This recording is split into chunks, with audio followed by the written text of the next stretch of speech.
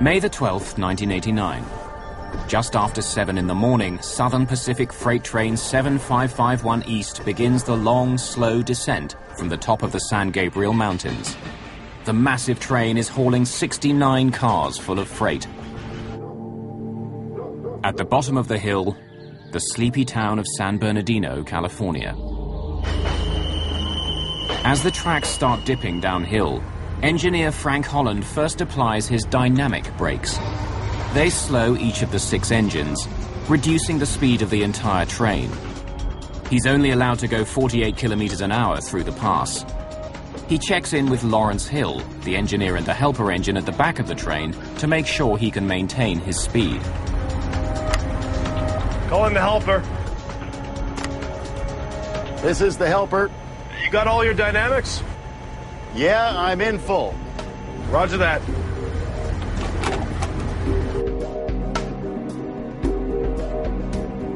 The first part of the downhill run twists back and forth 56 times.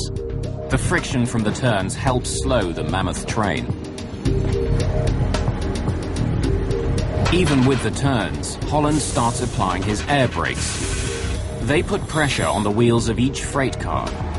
The train is now traveling at 40 kilometers an hour. That's exactly where Holland wants it to stay.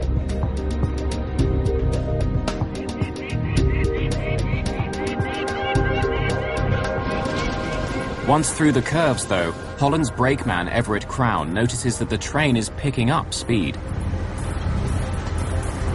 Frank, we're at 30. Should be at 25.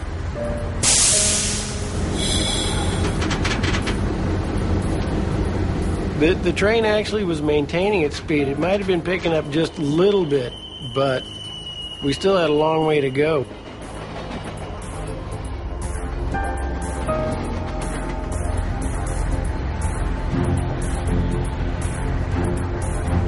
It's creeping. Confused, Holland continues to increase the pressure on the air brakes. But the train just keeps going faster. By the time it reached 40 miles an hour, I was very concerned. The train was speeding.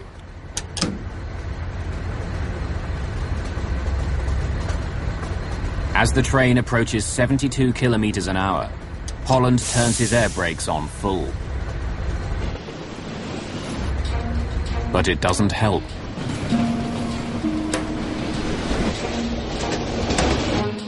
At the bottom of the hill, the track bends around the town of San Bernardino. Frank Holland knows he's not supposed to go more than 64 kilometers an hour around the corner.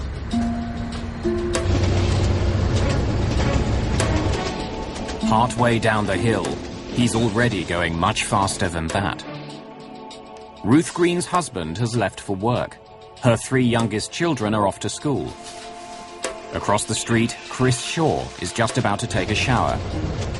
Engineer Frank Holland knows there are several houses that are right in the way if his train comes off the track. I've been over that territory many times, and yeah, I knew that there was a curve coming down there that we weren't going to make.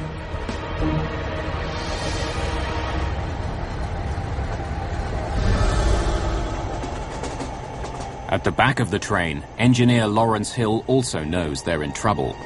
The air brakes are turned on full, but the train isn't slowing down at all. Something must be wrong up there.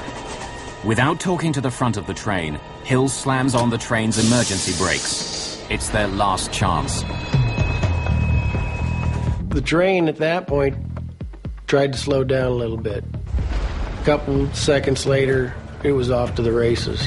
It just took off like a rocket. The speed was going up so fast, I couldn't even believe it.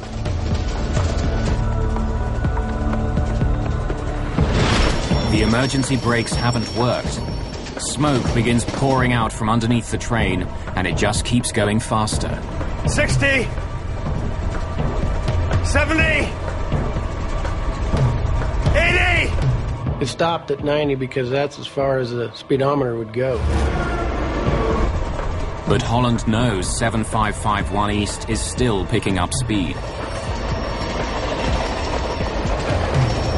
I'm thinking, my God, I'm fired. Actually, that's what I thought.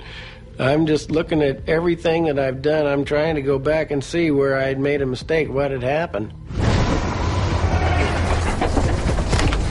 7551 to West Colton. 7551 to West Colton. We're trying to get a hold of the train dispatcher, and he won't answer. The train is out of control, and they can't tell anyone about it. At that point, we're just kind of out there by ourselves. Try that phone again. 7551 to West Colton.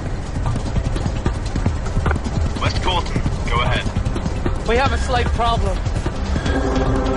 At the back of the train, engineer Lawrence Hill listens to the radio call. I don't know if we can get this train stopped. He breaks in, desperate to tell the dispatcher how dangerous the situation is. Mayday, mayday! We're doing 90 miles an hour. 9-0. Out of control. Won't be able to stop till we hit Colton. But there's nothing the dispatcher can do. The train is traveling at more than 160 kilometers an hour. The houses of San Bernardino are just seconds away.